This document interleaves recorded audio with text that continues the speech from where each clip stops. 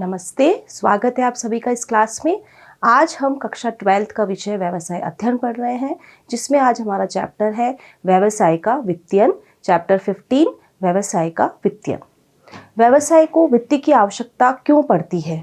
जब एक व्यक्ति ने व्यवसाय स्थापित कर लिया है तो उसको अपने दिन प्रतिदिन के कार्यों के लिए, अपने दीर्घकालीन कार्यों के लिए स्थायी पूंजी और कार्यशील पूंजी दोनों प्रकार के वित्त की आवश्यकता होती है।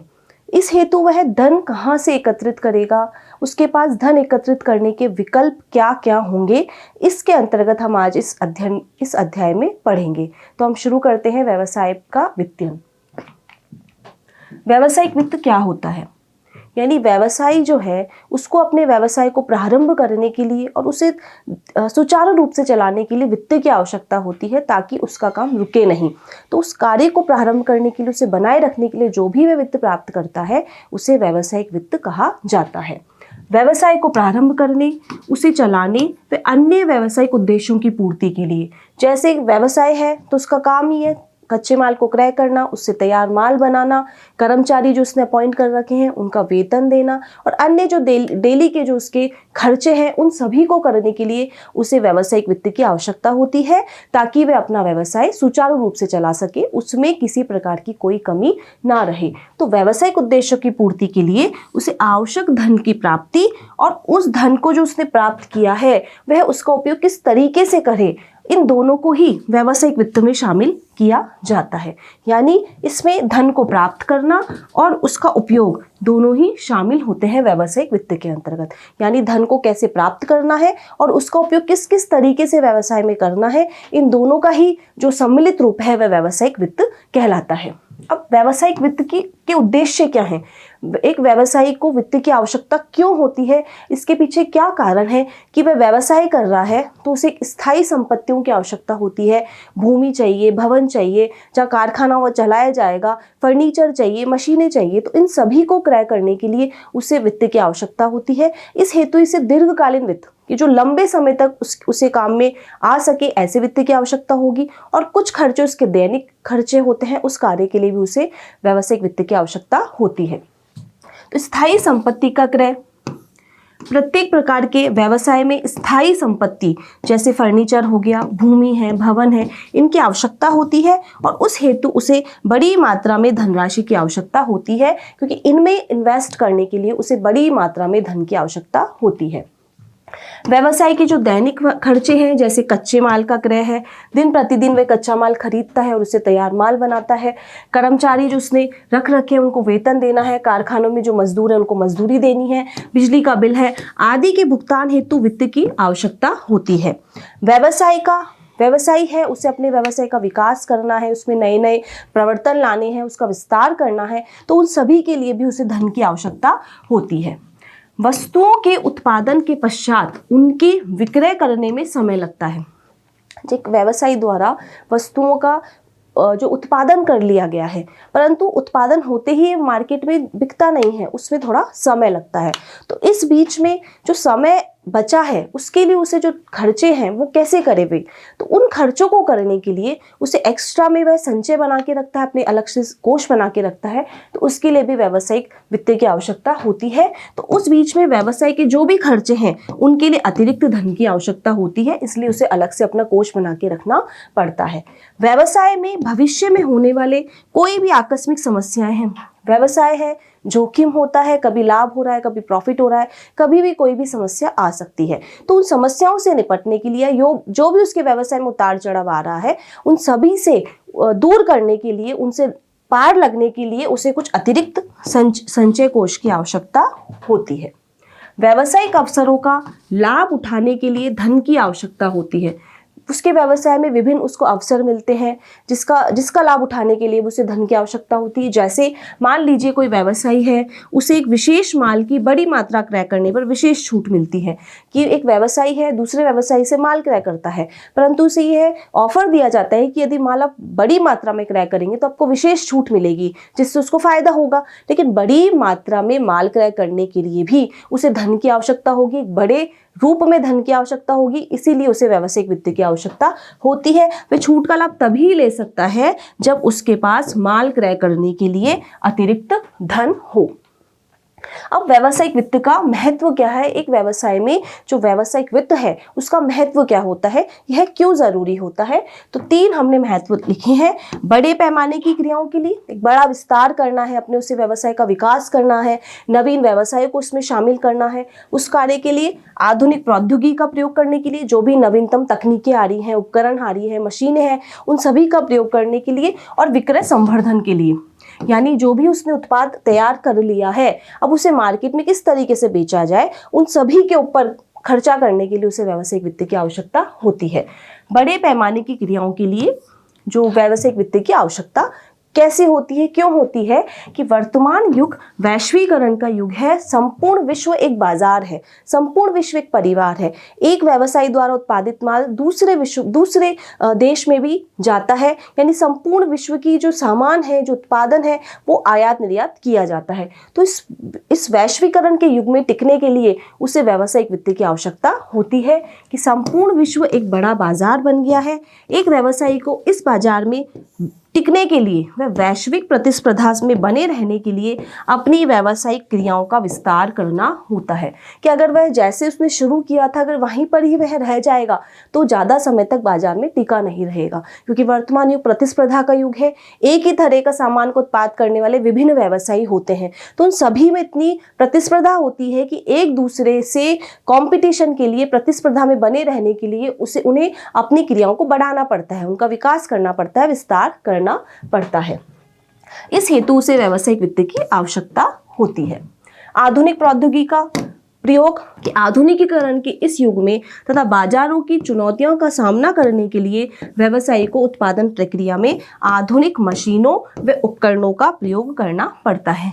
जो पुरानी जो मशीनें चल रही हैं, उपकरण चल रही हैं, यदि उसी पे ही वह कार्य करता रहेगा तो उसका माल बाजार में टिकेगा नहीं, क्योंकि वर्तमान युग आधुनिकीकरण का है। नई नई तकनीकें बाजार में आ रही हैं, तो उस आधुनिकीकरण का सामना करने के लिए उसे भी अपने व्यवसाय में नवीन मशीनों का, उपकरणों का प्रयोग करना होगा, और इस हेतु उसे धन की आवश्यकता होती है। विक्रय संवर्धन, एक व्यवसायी द्वारा माल उत्पादित कर लिया गया, परंतु व्यवसायी द्वारा वो माल जो उत्पादित किया गया है उसे बाजार में बेचा कैसे जाए, उसके जो माल है, जो उत्पादन है, उसका प्रचार प्रसार कैसे किया जाए। तो उसके विज्ञापन के लिए, प्रचार प्रसार के लिए भी एक अतिरिक्त धन की आवश्यकता होती है। इस हेतु भी वह एक अतिरिक्त कोष बना के रखता है कि व्यवसायी को अपने उत्पाद के विक्रय के लिए विक्रय संवर्धन क्रियाओं पर राशि व्यय करनी पड़ती है। विक्रय संवर्धन मतलब विक्रय को बढ़ाने वाली क्रियाएं, जिससे व्यवसायी का जो उत्पादन की जो बिक्री है वो बढ़ सके। ऐसी क्रियाओं को करने के लिए उसे व्यवसायी को क्या है, व्यावसायिक वित्त की आवश्यकता होती है। जैसे विज्ञापन हो गया, घर पर माल सुपुर्दगी, होम डिलीवरी कराना, या वस्तु विक्रय पश्चात सेवाएं। वस्तु विक्रय हो गई लेकिन उसके बाद जो सेवाएं दी जाती है, जैसे कोई रिपेयरिंग की सेवाएं हैं, वारंटी है, गारंटी है, इन सभी के लिए क्या है, व्यावसायिक वित्त की आवश्यकता होती है। व्यावसायिक वित्त के प्रकार। अब व्यावसायिक वित्त कितने प्रकार का होता है, उसके क्या क्या प्रकार हैं। तो अवधि के आधार पर अगर देखा जाए तो व्यावसायिक वित्त 3 प्रकार का होता है। पहला अल्पकालीन, दूसरा मध्यकालीन और तीसरा दीर्घकालीन वित्त। अल्पकालीन वित्त जो ऐसा वित्त जो व्यवसाय में 1 वर्ष या उससे कम अवधि के लिए काम में लिया जाता है, जो व्यवसाय के छोटे मोटे जो खर्चे हैं उनको चलाने के लिए, उनको पूरा करने के लिए जो वित्त रखा जाता है उसे अल्पकालीन वित्त कहा जाता है। कि 1 वर्ष या इससे कम अवधि के लिए काम में ली जाने वाली राशि अल्पकालीन वित्त कहलाती है। व्यवसायी को दिन प्रतिदिन के कार्यों के लिए, जैसे उसने कच्चे माल का क्रय करना है, डेली बेसिस पे उसका उत्पादन होता है, तो कच्चे माल का क्रय हो गया, मजदूरी हो गई, किराया देना है, बीमा है, आदि का भुगतान करने के लिए अल्पकालीन वित्त की आवश्यकता होती है। दूसरा है मध्यकालीन वित्त। ऐसी पूंजी जिसका उपयोग वह 1 वर्ष से अधिक परंतु 5 वर्ष से कम के लिए करता है। मतलब ऐसा खर्चा जिसका लाभ उसे 5 सालों तक मिलता है। जैसे उसने विज्ञापन पर खर्चा कर दिया, आधुनिकीकरण पे खर्चा कर दिया, तो ऐसे खर्चे करने के लिए जो वित्त की आवश्यकता होती है उसे मध्यकालीन वित्त कहा जाता है। दीर्घकालीन वित्त 5 वर्ष से अधिक अवधि के लिए काम में आने वाली धनराशि दीर्घकालीन वित्त कहलाती है। जो स्थायी पूंजी है, जो स्थायी संपत्तियों में उसने उपयोग में ली है, स्थायी संपत्तियों में विनियोजित करी है, ऐसी पूंजी को दीर्घकालीन वित्त कहते हैं, क्योंकि ये लंबे समय तक काम आने वाली पूंजी होती है, वित्त होता है।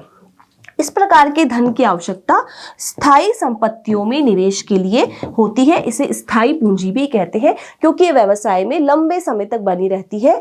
क्योंकि व्यवसाय की जो स्थायी परिसंपत्तियां हैं हम उन्हें बेचने के लिए नहीं खरीदते हैं, बल्कि व्यवसाय को सुचारू रूप से चलाने के लिए इन संपत्तियों को खरीदा जाता है और इसमें उपयोग ली जाने वाली पूंजी को दीर्घकालीन या स्थायी पूंजी कहा जाता है। अब वित्त के प्रकार अगर हम डिफरेंस देखें तीनों ही वित्त में, तो क्या डिफरेंस है कि वापसी की अवधि क्या है, इनकी उद्देश्य क्या है। तो जो अल्पकालीन वित्त है वो 1 वर्ष से कम समय के लिए उपयोग में लिया जाता है, मध्यकालीन वित्त 1 वर्ष से 5 वर्ष तक और दीर्घकालीन 5 वर्ष से अधिक अवधि के लिए उपयोग में लिया जाता है। इसका उद्देश्य क्या होता है, जैसे मजदूरी का, वेतन का भुगतान करना, कच्चे माल का क्रय करना, ये सब इन सब के कार्यों के लिए अल्पकालीन वित्त की आवश्यकता होती है।